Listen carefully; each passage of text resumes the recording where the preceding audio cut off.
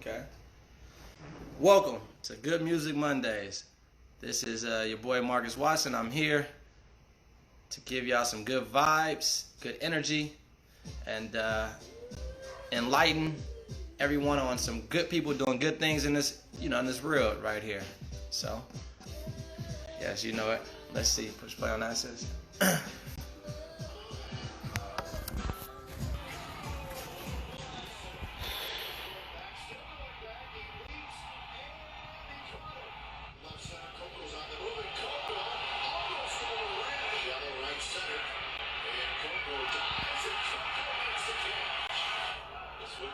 Left center field, Coco dives and he caught it. Moved to center, Coco with a slide and he makes the catch.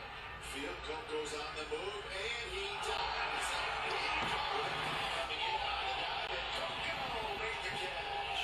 Coco's back and he caught it. He's nearly walking it, leaps against the wall. He caught it.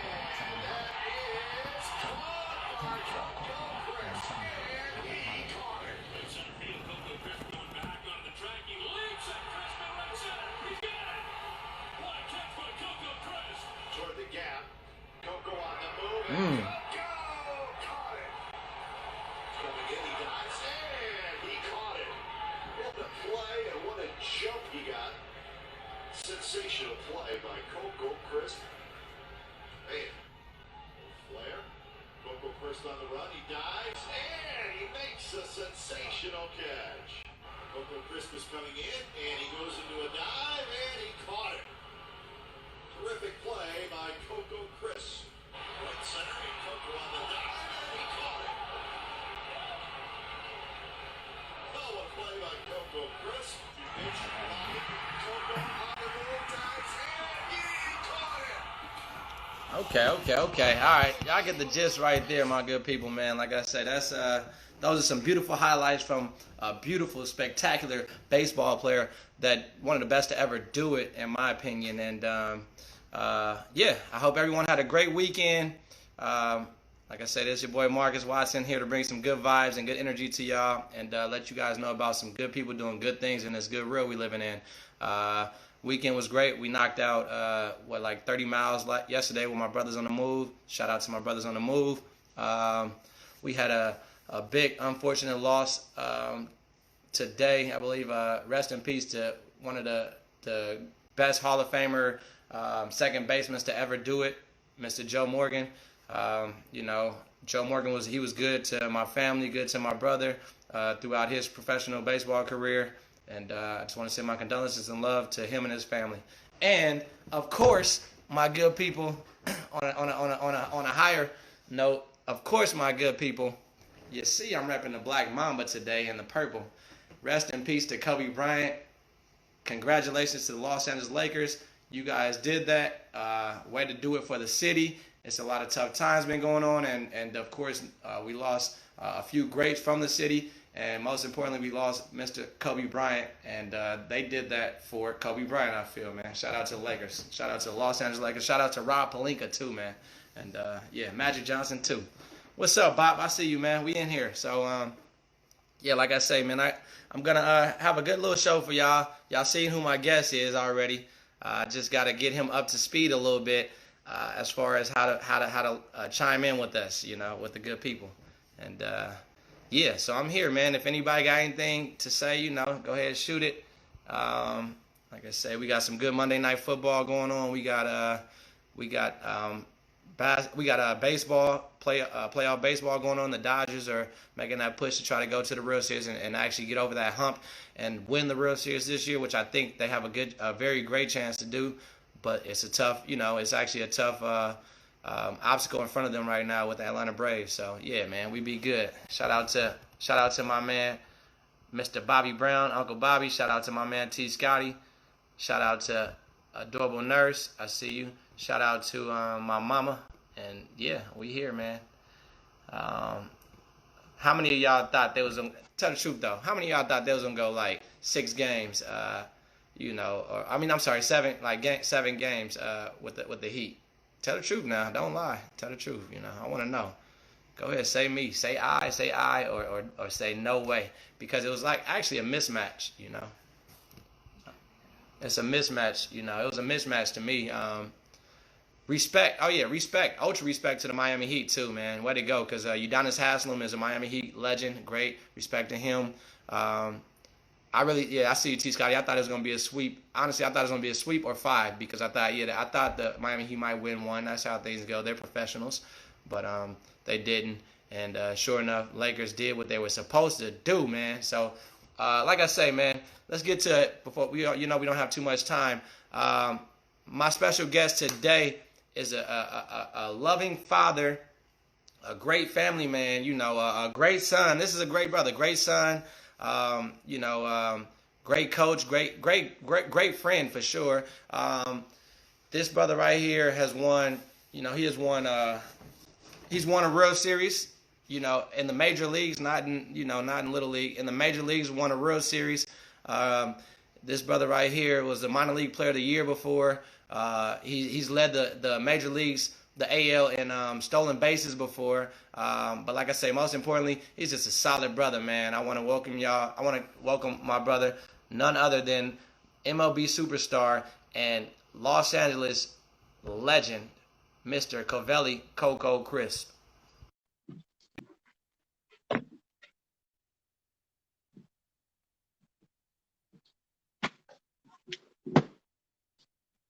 Let me see. We almost there.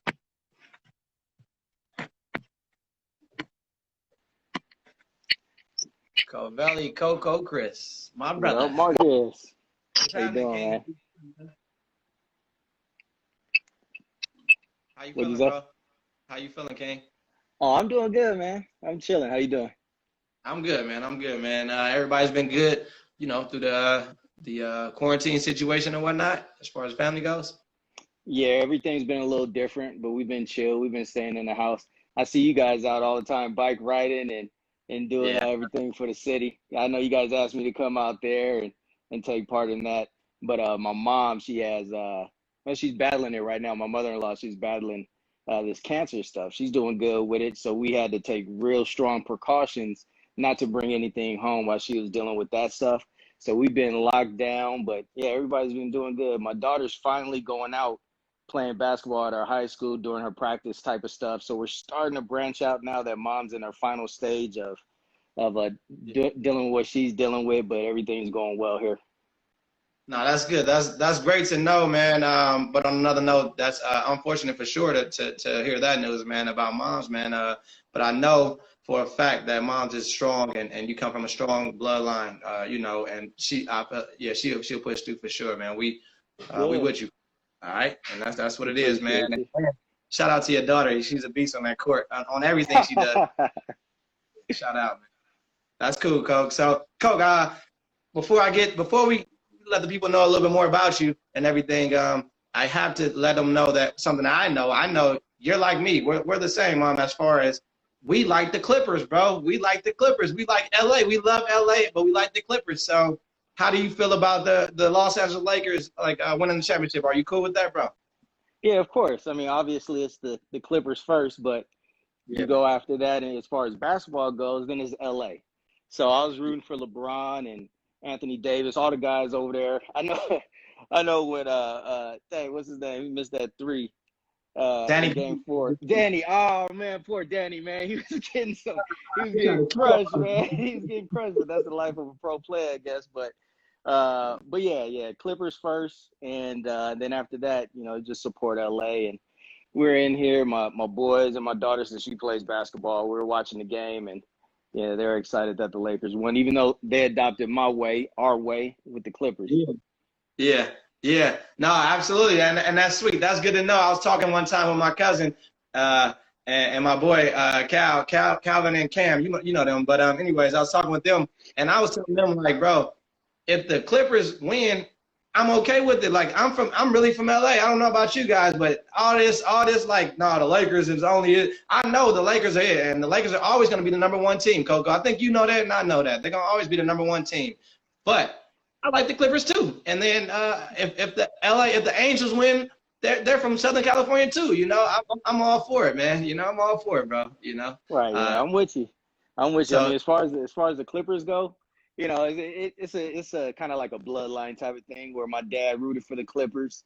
He used to have season passes to the Clippers, season tickets to the games. Where they're in the nosebleed section though. They're way yeah, up top, But we used to go to the games as a kid, and then from there I just started liking the Clippers. But yeah, that's it's unfortunate. I thought they was gonna pull it off, but with yeah, the yeah. squad that they had, but oh I well. think you felt the same way. I got, you got to call a spade, bro. That was like that was straight BS, man. You can't give up a 3-1. But it happened. I mean, no, it just is what it is. You know, that's all I'll say Right. about that.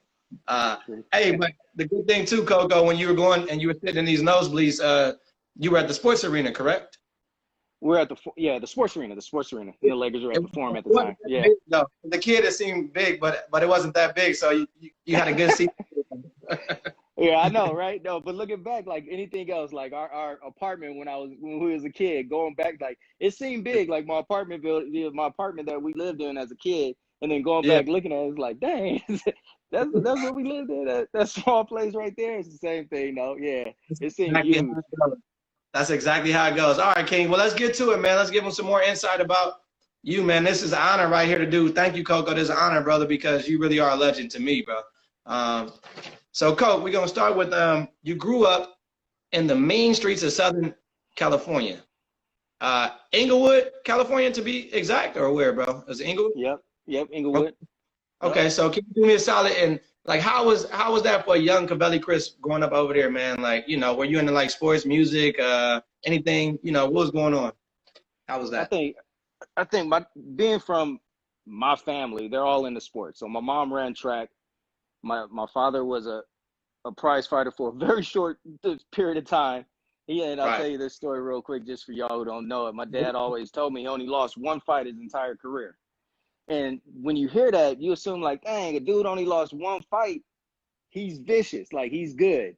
But I never asked him how many fights he had. And then he finally told me. We was in Cleveland. I got called up to the big leagues. They were interviewing me. And I'm like, yeah, my dad, I'm talking him up. And the reporter asked him the question that I faltered on. And then he answered. He's like, I only had one fight. And he started joking around. But we're all athletic. So he kept me in sports as a kid. Played No. baseball, tried basketball, was a starting point guard for my freshman team. My first game and then my third game, I was a third string point guard. But being in LA, it's either, and especially during that time and kind of the area that I lived in, you had a couple choices, either, real school heavy sports or the alternative, you hit the streets. And Right. fortunate for me, I came from that family that was very competitive and sports related, and that's just kind of the avenue that I lived in. Dig. Shout out to Lois and Pamela, man. Chris, man, shout out to your parents, bro. And Lois also, I know this is, everybody knows this. If you really from the city, Lois he owned the Quick and Split, correct? Over there? Yeah, him and his three brothers. They Yeah. ran Crick and Split. He owned the one off of La Cienega, Manchester, by Randy's Donut. You see that I in the know. movies all the time and commercials. So it was a big staple in the community. Quick and Split for about 30 years, I think, and then Yeah. he Nah, retired and shut it down. legendary, Coco, legendary. Everybody knows. And when you guys get off, for you people that's out of town, when you get off the airplane, you guys will see the big donut right there. That's where Coco Chris' father, Lois Chris, used to have the Quick and Split, and that's legendary. So with that said, too, Coco, I want to know, did that play like a role in like? Cause you're a dead on business dude too, man, and you like a straightforward guy. You don't mess around, and you're one of the best athletes that I've ever seen. So your mom being a professional sprinter, and your dad being a professional boxer, which also is one of the reasons why you had the best damn baseball fight, bro. All right, that's another. You had the best fight, but I need to know, and the people need to know, did that like play any like how that affects you, like having those parents that were like doing things like that? You think that played a role in you becoming Coco Chris? Yeah, for sure. I mean, everybody that I come across, even yourself included, your brother, you guys all play a role, or the people that you're around play a role in who you are as you grow up, whether it's your friends in elementary school and so forth, moving on, people you played alongside with. You take some of their personality, the good stuff. It just transforms you into who you are. And fortunate for me, my parents, you know, they did what they're supposed to do for not only for me but for my sister as well. Like they're there at every ice skating match my sister had, or competition, and every baseball game, every basketball game. But not only that, I mean, I remember that is just that, you know, it's just the love. Really, that's the most important thing, that they're there showing their love, showing their support throughout the whole thing, and through the good times, through the bad times, and all that. But having that support system, not only from like my parents, my sister, my intermediate family, is the people that I surrounded myself with too. Yourself included, Waddy, just good guys, good people around you. You have your hiccups here and there. You make your mistakes as a young man, figuring out different character stuff. But Yeah. as I grew up, everybody played a part in my success one way or another. That's love, bro. That's love. Salute, man. That's tight, man. You making me feel. I'm about to cry almost, Coco, but nah, that's Come real on. though. Nah, that's real, man. I appreciate you. You already know you the king, man. You the real king. You know that's a story for another time. But it was years ago. You know, I think you might get the gist. It was years ago. It was a guy too. It was another light skinned dude running around L.A. You know, playing baseball, but he wasn't from here, and everybody was, you know, they was all thinking that he was the guy, and respected him because he did his thing. But me, Brandon, and our crew, it was always Covelli, Coco, Chris. You're the guy. All right, you are the guy. You know, you are the guy, bro. Trust that. I appreciate it, man. Now that's real, man. Thank you. But let's go with you played. So with that said, you played for at the legendary Sportsman Little League field, right? For the Sportsman Little League, which is no longer there, people. It's actually gone where the Rams play, and they have homes there now. You know, but you played at the legendary Sportsman Little League in Inglewood, California, with so many greats. I remember when I came over, bro, I was in the minors. You were seniors. So seniors was like basically the major leagues, people. Like you were already in the major leagues to me. So, and Brandon was in the major. No, that's true. Brandon was in the majors. You played with like Adam Kennebrew and Jason Steen. Those guys, you guys y'all were balling out. And I just remember the only time I really got a chance to see you though was like opening day. All the teams would come together. And I remember you guys had those jerseys. You guys had the best jerseys, bro. How did you guys have the best jerseys? Was that because the Pops, man, or what? Oh yeah, you know, you know my dad. When he was younger, he would throw fashion shows. He'd be doing all kind of crazy. He had his own music group. I mean, he dibbled and dabbled and everything. So he always wanted to stay fly, right? He always wanted to look the best, be the best, play the best, yada yada. So it had to be the best. If we was gonna step on that field, we were gonna have our own custom jackets with our names on it. Our jerseys were going to be as close to major league quality as possible, and we were the Yankees, and we won championships. So we did win championships in the minor leagues. You said not in Little League, but in Little League, I mean. But yeah, no, it was all him. It was all him trying to make sure that looked good, play good type of feel. So when we stepped on, we weren't just, oh, they're good players. Like it was an intimidation factor. You know, he had us in turtlenecks back then too. It was hot as hell in there, but we was looking fly. Turtlenecks. Hey, Coach, shout out to Lois, man. And I see every once in a while, shout out people that's in here with us too. Shout out Brandon. I see B. Waddy in here. He said names on the back of the jerseys. You guys had names on the back of the jerseys, which is sweet, man. That's tight. Yeah, that's crazy. Hey, y'all was part of the Sportsman Little League, man. We was so good. It was a sad moment when they tore that Little League down and put up those houses. It's gone. I mean, you were there. Waddy was there. He made it to the big leagues. Your brother. We had other. I mean, it was a star-studded cast. Brian Barton. You know, the list is going and on. You're right, Coco. Yeah, but hey, look, Coco, I need to ask you. As a child, though, you played for a lot. You made your mark there for sure, and everywhere you went, bro. But you probably played at a few other parks and everything. What was your best team, and you know, the best team and best experience as a child, like you know, as a youth? Wow, for like dealing with baseball as a youth, it was probably dealing with RBI, like all my dealings with them, reviving baseball in the inner cities. Yeah. It started out in Compton where we played over there. I played for the Monarchs, and we had like 6 teams, the Grays, other teams that were involved. And we took the best from there and some surrounding kind of RBIs. That was the main RBI over in Compton, California. And then we made that RBI World Series team that we won. We won the first RBI World Series, so we were able to travel to like Seattle, play Right. Yeah. in the MLB in the stadium out there. We traveled to Philly and stuff like that, and we ended up pulling it off. And I was Yeah. playing on the older team, even though I was supposed to play on the junior team. And I think that was my as far as my youth goes, my experience to really let me know I want to play in these type of stadiums. I always knew I wanted to be a major league ball player, but that Right. really took it to the next level is when RBI gave me the opportunity to be able to travel with baseball. Not like people do nowadays. With travel ball is so much easier. We didn't have it Yeah. like that back then. So RBI provided that thought process for myself and a lot of the other kids that were on that team with me. Yeah, that's sweet. Okay, that's good. RBI. Shout out to RBI, people. Shout out to Yeah. RBI. I played RBI. I didn't play it as much, but I played it. Brandon played it more. I remember, yeah, same thing. Me and Tyree, T. Scotty, Tyree Scott, we were the bad boys. Brandon and them team at the Dodger Stadium.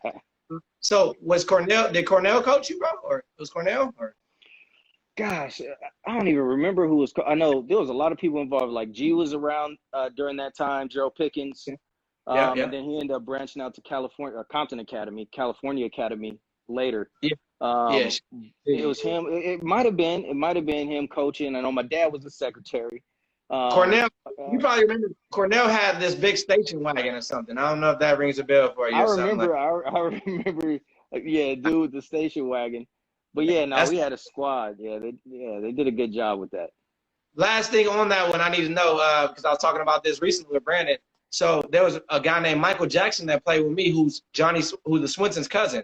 Did his Mm. older brother play with you, bro? What's his name? See, I can't remember the name, but all I know the legend was he hit the ball out of out the Seattle Dome though or something. Marquise You know? Jackson? I mean, was it Marquise? Marquise? Big Marquise, If lefty? Yeah, something he Jackson, did. Jackson, Yeah, yeah, yeah, yeah, yeah. Marquise. Yeah, all he used to do, he had this forearm machine. I remember it. Hey, he big, strong fellow, boy. He Yeah, did. yeah, He yeah. hit a home run out of Seattle Stadium. He was the only person to hit a home run out of the stadium. We had flyers. We like a speed team, but he had our pop. Yeah, no, he hit out. He had this forearm machine that he used to put on every day, and he used to do this forearm machine. He had some massive Popeye-looking forearms, but yeah, he did crush one out of there. Okay. All right, now that's good to know. That's great to know because I was telling them that he went out there and nobody remembered it, but I'm glad that I got you, Coco. Now you remembered it. Shout out to Yeah. the Jackson family, and that's good, man. So, Coco, let's go before they get us off of here. But I want to ask you, how was like your your high school career, bro? Did you play varsity as a freshman? Or No, no. So my father owned the restaurant businesses, and one day he got followed back a couple times actually. He got followed back. We didn't live too far from the restaurants. There's in Inglewood, and we lived in Inglewood. So they followed him back. It was like on a Saturday or something like that before we even went to Sportsman Little League. And okay, my father had just came from picking up one of my teammates, Dwight, early in the morning. He got followed back from the restaurant after that, and they tried to rob him at the house in Inglewood. So right after that situation happened, we finished up the year there, but after that we ended up moving out to Peninsula, okay, Palos Verdes. okay. So that's Yeah, why yeah. we made that move out of Inglewood, just because it ended up becoming too Too hot, too hot. too intimate. Yeah, too hot right there. Yeah, And so we went out there. So I transferred from the Inglewood School and District out there, from LA out there to Peninsula. And I went to high school out there my freshman year. My freshman year, I was supposed to play. I played on the freshman team. And then we ended up transferring back into LA. And that's when I ended up over at Westchester High School. So I ended up going to 4 different high schools. So went over to Westchester High School, and that's my first year playing varsity was as a sophomore at Westchester High School. After that, I ended up transferring to St. Bernard's, which was a Catholic school right across the street, basically right. from Westchester. And things didn't work out for me over there as well. Yeah, And then I ended up transferring to Inglewood High School, where they had this star-studded pitcher by the name of Horacio Ramirez who was getting all this buzz. Big lefty, well, not big lefty, I guess, but I guess his arm was big. He was throwing 95. I mean, he could hit. He was the man, and that allowed other people. So everybody wanted to be over there, either there or West Torrance. Like they had the stars. So I ended up going to Inglewood, and that ended up coming out of there. But yeah, it was a lot of traveling. 6 different schools, and actually 7 schools in 7 years. I had 2 different colleges. It was a journey for sure. That's cool. Nah, that's tight. That's well put, bro. That's awesome, man. Coke. So I need to know, because like I said, this is Good Music Monday, and music speaks that universal language. So it ties in. You know that. You already know you are a professional athlete. A lot of professional athletes want to be music artists, and a lot of music artists want to be professional athletes. You know. So. Sure. Around those times, bro, what kind of music were you listening to? Do you remember? Like in your high school career, what kind of music was going on? The high school? Well, I was listening to high school. It was like Outkast. Gosh, it was a whole mix of people. I can't even think like what was that actual era. Snoop Dogg. What's that? Snoop Dogg. Snoop, of course. Snoop. Lil Kim. Okay. I mean, it was a little ratchet maybe, but it's just, it's Inglewood, you know what I'm saying? It's all that, like, yeah, for sure. Like a whole bunch of stuff. I remember I bought Lil Kim CD. I brought that into my house and I was playing it. That thing got broken so quick. Mom walked in the room. She was like, "What you listening to?" She broke my stuff. I went out and bought it again though, so I just kept it in my car. But yeah, Lil Kim, Pac, okay. Diddy, for sure, those 2. But it was a whole bunch of dudes. And then when I got to college, it was more along the lines of like old school stuff, like Prince, somewhat old school. Marvin Gaye. It kind of switched up a little bit, you know. Marvin Gaye, kind of that. I got you. Wonder. Okay. I got you. Yeah, that's good. That's good, Coach. That's perfect, because I got you. I'm gonna ask you something about those people too in a little bit. That's good, man. Thank you. One of my boys too, randomly, shout out to JP in here. He's my Florida brother. He said, you know, he's from out there, Winter Haven. He said best spots in Winter Haven during spring training. I don't know. Can you name it? Do you remember anything from Winter, man? The best spots out there, man. I stayed in spring training stuff. I stayed in my house. The only time I really went out is when I transferred over to Arizona. Sorry to say. Once I got to Arizona, then it was game on, and I was go out, have fun, wake up early, get your stuff done, you know, live the life. But in Florida, boy, it's too hot out. It was so sticky and humid out there. Yeah. I couldn't do nothing but stay in and play video games. Now I feel you on that, bro. I feel you on that. That's a good thing to do. Video games that's it. That's what, when I would go to spring training with Brandon, that's what we would do, man. We would play video games in the house. Back then, it was a Dreamcast, and you know, it wasn't the PlayStation or something like that. But that's cool, man. Okay. So I need to know, Coco, and the people need to know. After high school, where'd you go, buddy? I know you went to college, man, but give the people, let them know what happened after high school. Where'd you go? Okay, so I told you about Horacio. He ended up getting drafted. I wasn't highly scouted or anything like that coming out of high school. Guess I was undersized, put up good numbers. But I sent my tapes out to different colleges, try to get that scholarship, even though my dad owned restaurant business. We didn't have that type of financial situation to be able to pay for college, especially ice skating, man. That sport's so dang expensive with my sister. So I sent out the tapes, and basically I got them all back, rejected, with the exception of Southern University, which is a black college up in Louisiana, Scotlandville, but Baton Rouge. So I ended up going out there and on an 85% scholarship, which I needed, which was lovely, gave me an opportunity to kind of spread my wings as a young man away from my parents. That first month was rough, though. But I went out there, and then I ended up transferring back into a junior college. In between that stage, I played in a Wood Bat League, and I went off. I ended up getting signed by the Angels, but I was enrolled in a 4-year. So they had to void out my contract, and now I had some buzz. So before that, I didn't have any buzz. Right place, right time, got a little bit of buzz. Contract voided out. People wanted to see who were they trying to sign illegally, the Angels. And which was nice. I got to keep the $10,000, which was a very nice signing bonus for a young kid like me. Yeah. And then I ended up going to LA Pierce and getting drafted out of there because now people wanted to see what I could do, what they saw possibly. And that's Yeah. how it all kind of transpired. Really got lucky. It worked out. Coach, I need to know because I know a story about Pierce too as well. But if you had any advice for for a young guy too, Coco, for a young guy that loves the game, let's say like my son, or let's say like Christian, Victor's son, like your son as well, your children. What advice would you give them, like as far as like to make themselves stand out a little bit throughout the journey? I think it's kind of like a leadership type of mentality in a way where you always want to be the first one there, the last one to leave. You want to be the first in line. You want to make sure that you're putting yourself first, right? Like you're being seen first. You're always there. You're always available. I think that as far as from a coaching standpoint, I can see even better now when I see people at the school that are there early. Because I coach at Cerritos College, assistant coach over there. And I see kids there leaving late and coming early. I can understand what my dad was talking about when he taught me these things. But it's about being present, being there early, leaving late, working hard, hustling. I think the things that you can control are the things that make you stand out when you do them to other coaches.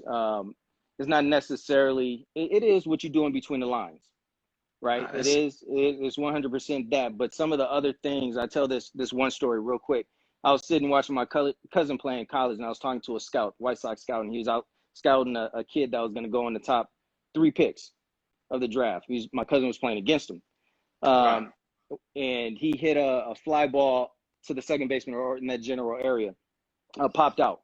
And he didn't hustle to first base. He got up and left.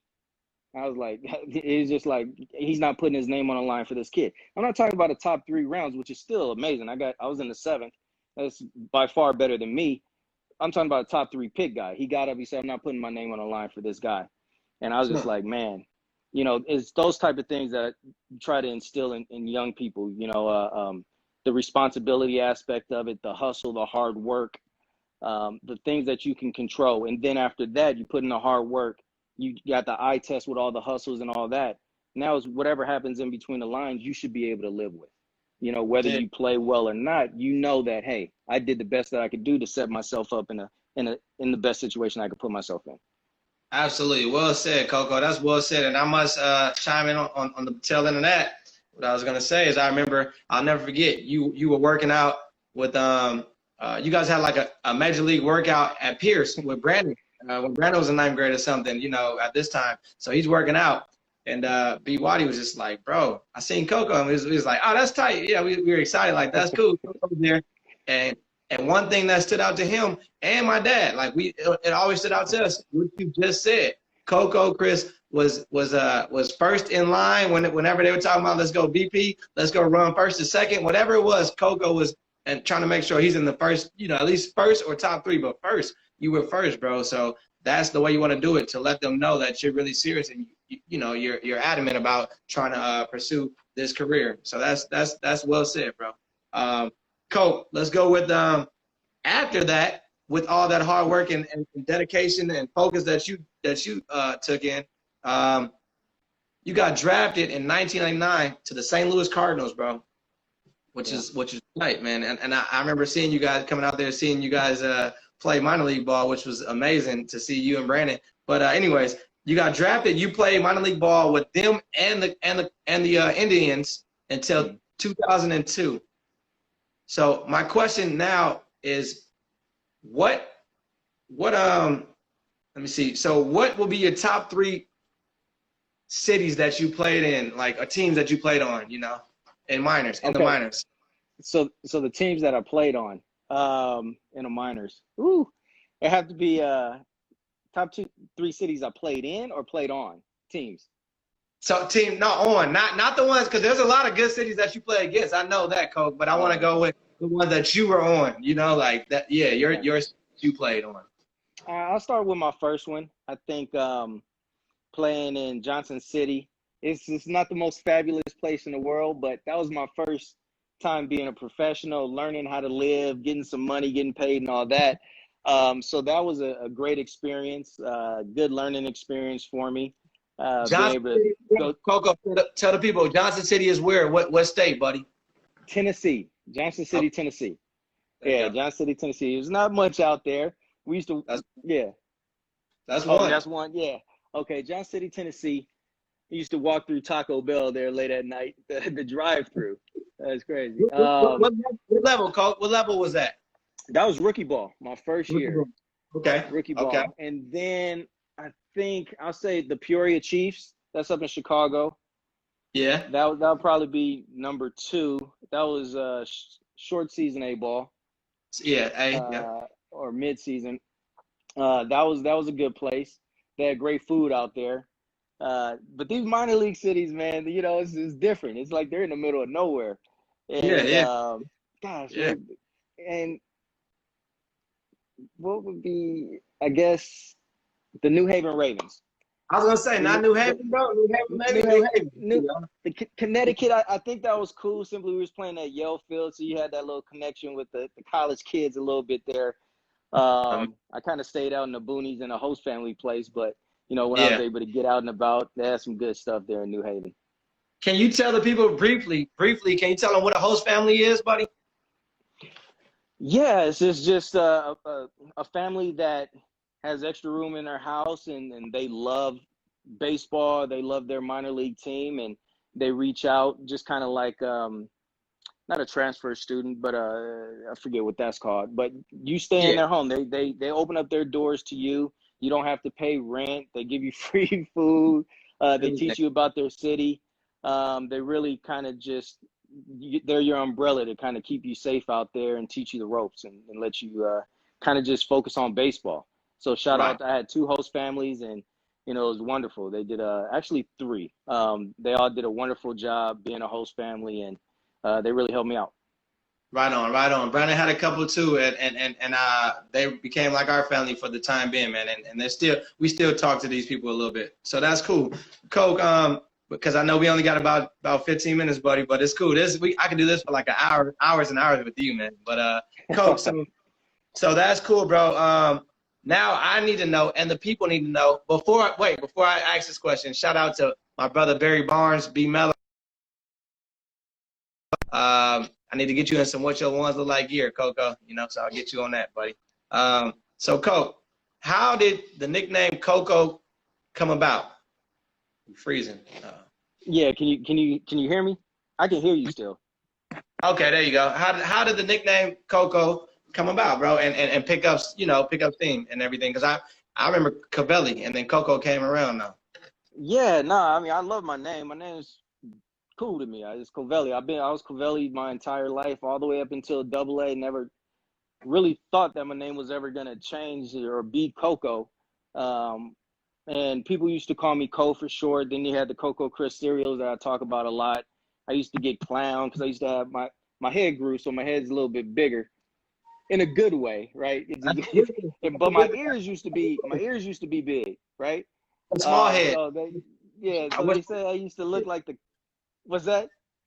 Now I got a small head. I wish my head would grow like yours, bro, but it ain't. Never did. Never did.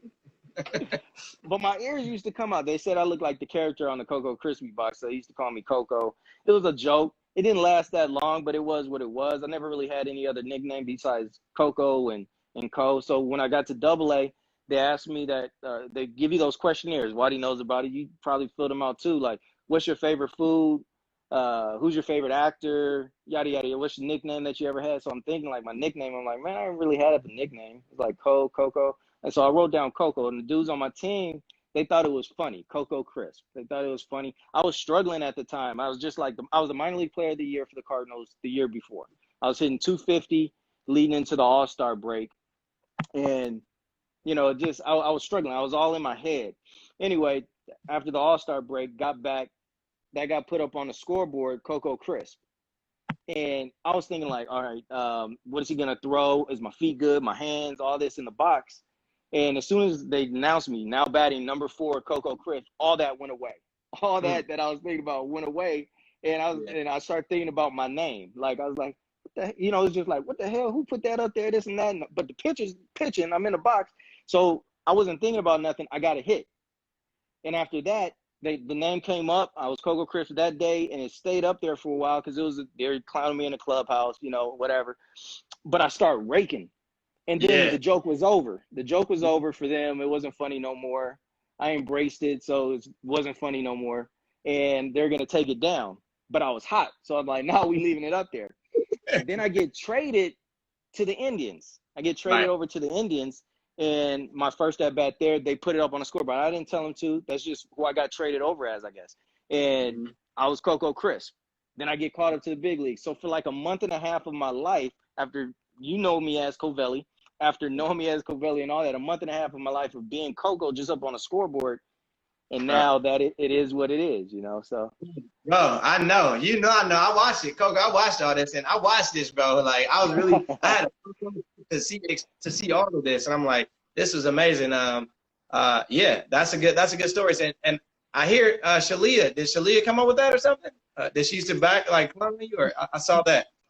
Yeah, I lived in an apartment building. So my best friend at the time, Marcus, he lived in an apartment building too, with his sister Nani and Ganan and my sister. And then we had friends from their acting classes and everybody coming over. So it just all transpired through them, and whoever came up with it started clowning me, whether it was him and just jokes, having fun, nothing serious or nothing. But yeah, it started from back then. I got you.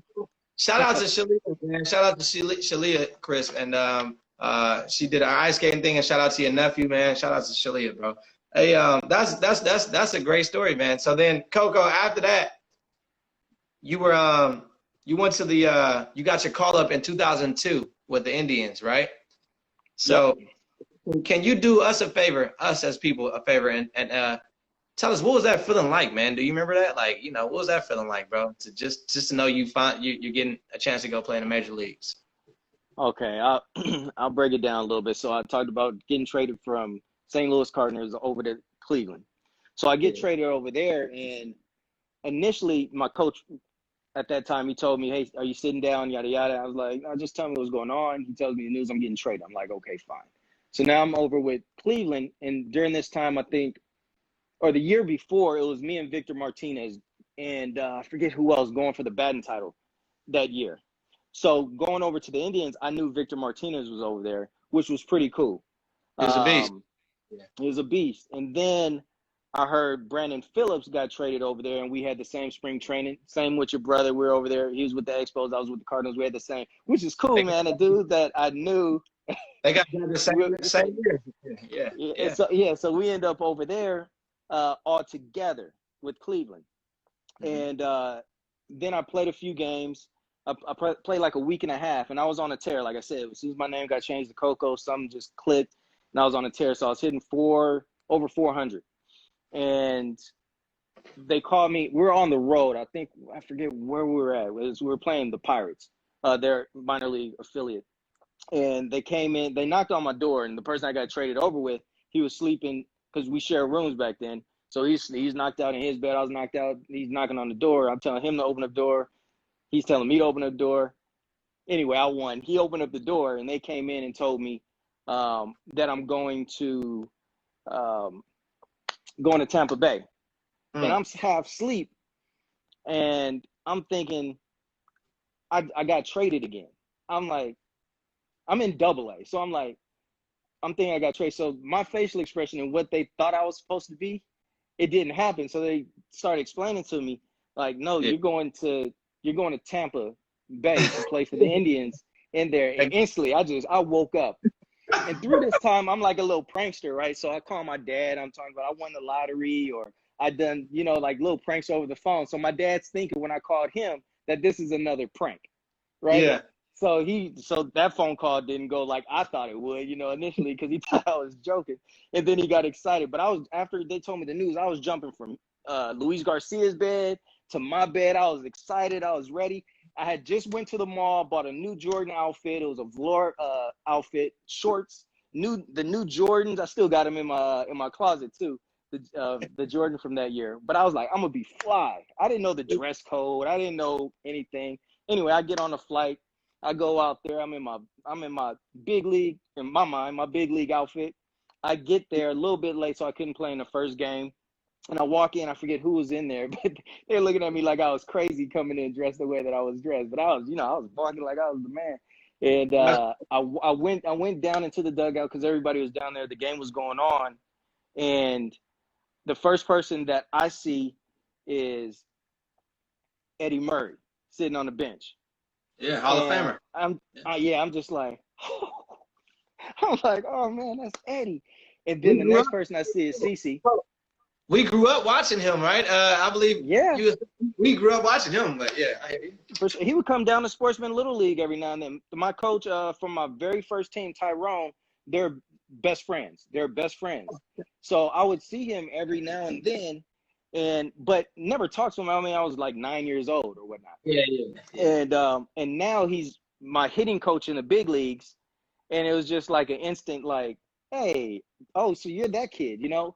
And yeah, but then I saw CeCe. He was leaning up on and then I'm looking out on the field. I'm just on the rail. I'm looking out, and I'm just like, wow, this is the most beautiful field that I've ever seen in my life. I'm talking about Tampa Bay.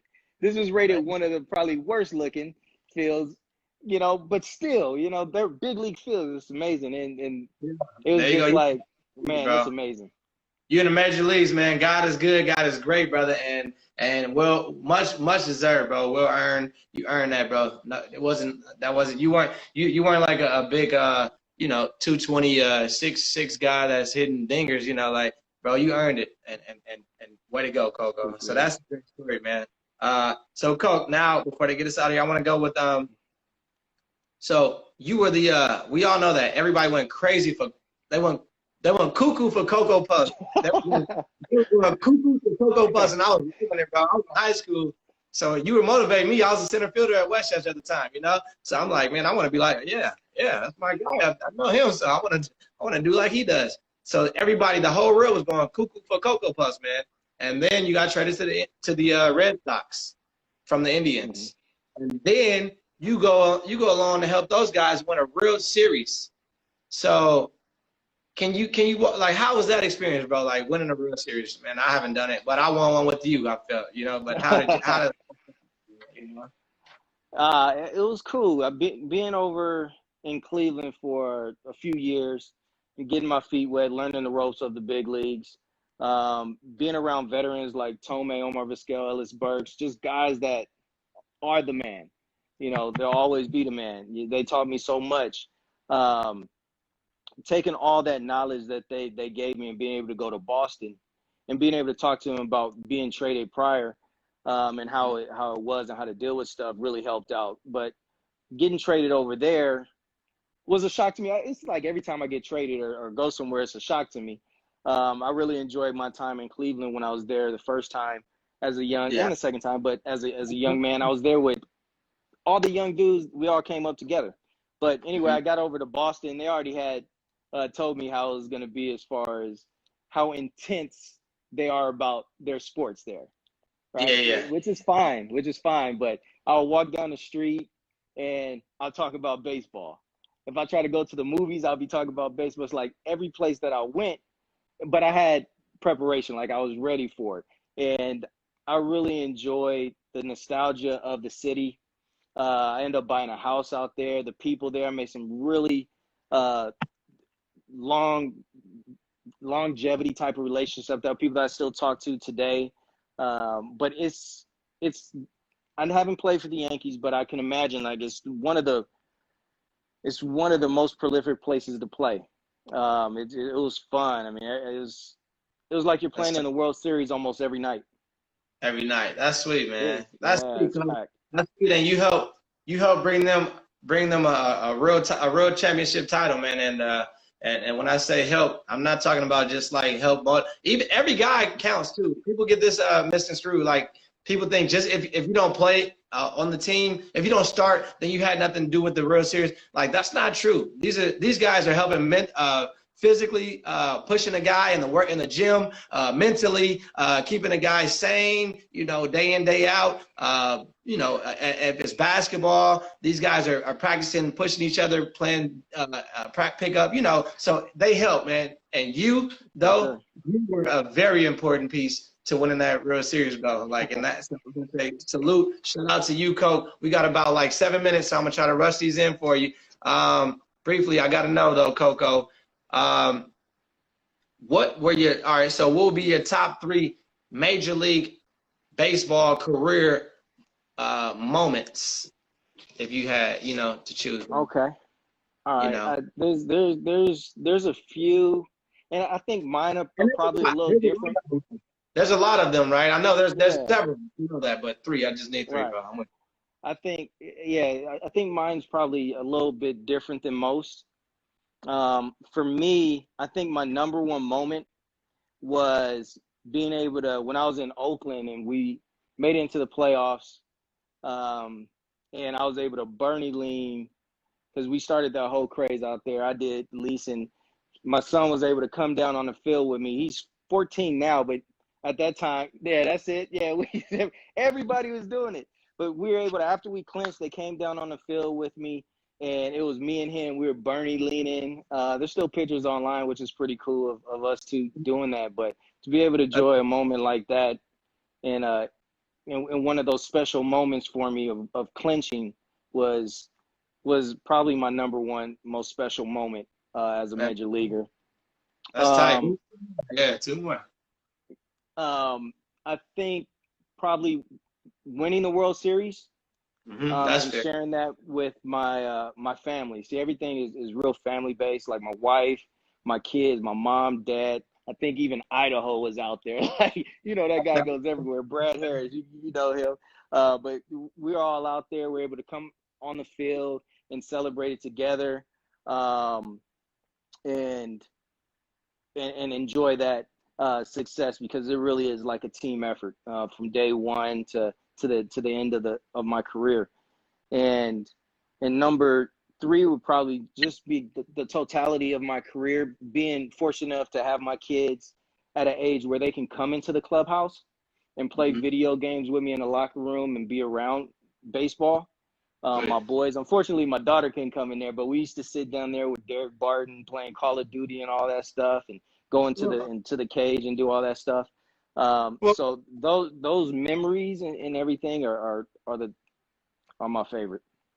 Outstanding. Those are impeccable, bro. But Coach, you say unfortunately, not unfortunately that your daughter can't go in there, bro, because that windows be weird in there, man. You know what's going on.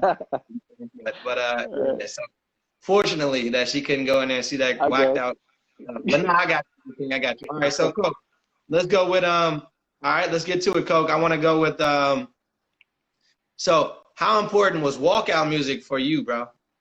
Like, because people don't know that every baseball player has their walkout music at their home fields for sure. So how important was that for you, bro? And also briefly, can you give us maybe a couple of your your favorite ones or whatever that you chose?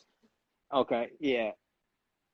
I mean, it was important. I still remember when I had my most success to the type of music that I was walking out to, or the song. When I was A-ball, when I did win that minor league player of the year, when I did win the minor league player of the year back in 2001, I was walking out to So Fresh and So Clean. Ooh, Outkast. Yeah, ain't nobody dope as me at Just So Fresh and So Clean. And then so when I'm walking up to the plate though, like I'm feeling the song. I have my whole routine, the song's playing, it's a vibe, it's a feeling that you get. It just made me feel like I was the man, like I was unstoppable. And those are the type of songs that I try to pick out throughout my career. That made me feel like that. I remember in 2013, I walked out to I Ain't No Joke by Eric B. and Rakim. Those are my top 2. I mean, when I walked up to the plate, I felt like, I mean, just like the song was saying, Ain't No Joke. And when I stepped in there, I think I had one of my better years that year. And those are my top 2 for sure. And then I walked out to the Bernie Lean song, and that was more of like a unite the stadium song together, where I walk out to the Bernie Lean and the whole stadium's Bernie leaning, and it just brought everybody together. At least it made me feel like it brought like all the fans, the people who are working inside the stadium, the front office, everybody together to be like a family, and that's how we kind of played that year. So I think Coach. those were my three top. No, that's good stuff. That's great stuff, Coco. I don't even use this term that much, but what you did with the Burning Lean in Oakland is epic. You understand what I'm saying? That's epic. That's classic. Okay, that's you have the pro put out there heavy. So yeah. All right, Coke. We got about 4 minutes for real. So look, Coke. I need to ask you. Can you give me just like a few guys, two or three. It don't matter. Like two or three guys that you played with along the way that never really panned out, that never made it big because of like never got the right opportunity, or just even when they did get the opportunity, just didn't pan out like you thought they would though. That were like amazing, that were good players though, like great, could do it all. Okay, I mean, number one would probably be like your brother. I thought he wasn't giving up. Yeah, Brandon. I just thought he didn't get it. Like, honestly, in my heart, I didn't think he got his fair shake. Like, some people get lucky. I know he made it to the big leagues, but I mean, he led the league dang near in batting every year. He batted in the minor leagues better than me. He had the hits record in the minor leagues, and he's a guy that could play great defense, had a better arm than me. I'm faster than you, Waddy. But other than that, like he was the man. Like he had every skill set to be a successful big leaguer and help a team win a championship. And I just think as my number one, and not just because he's my boy, like I truly believe this. He just didn't get his fair shake. Who else? There's give me just one more. One more. What are you thinking, bro? That's a good one too. That's a great one. Shit, Willie Mo Pena? Nah, I don't know. Not Willie Mo Pena. You gotta. I think early on in his career, Eric Sogard is a guy that was underrated to me. I think they used him more as a utility infielder type of thing, when I thought he had like some of the smoothest hands that I ever seen from a fielder, other than like the names like a Omar Vizquel and stuff like that. But I mean, he was a really good ball player, and I thought he could have made a dent in our lineup with Oakland more than they allowed him to. That's amazing. Hey, Coach, I need to get you back on here another time. All right, I think you're down for it. I don't want us to get kicked off and we don't get this whole interview. So, Coach, you lucked up. I usually have a trivia question for you, but I'm not gonna get you with it because we don't have enough time. And also, I usually do a song at the end. So, but I do need to ask. Picks: Dodgers, Braves. L.A. You gotta go with L.A. You know, Tampa Bay, Houston. Ooh, only because I want to see that matchup. Houston. I want to see Houston. Houston right. Dodgers. So Coco, Houston, LA. Houston, LA. That's it. So who you got? Who you saying out of those two? I gotta stick with LA. I mean, being in baseball, it's hard to get a team, but I just go with my roots. Coco, Chris, I love you. Thank you, brother. We're gonna do this again. All right, King. I appreciate you. For sure. People, man, follow my boy Coco Chris, man. Covelli Chris. Look him up, follow him. I love you, King. Thank you, bro. Hey, and our song is gonna be from Tag Team. After Sportsman whoop ass, they'll be like, whoop, there it is. So whoop. All right. All right. Peace.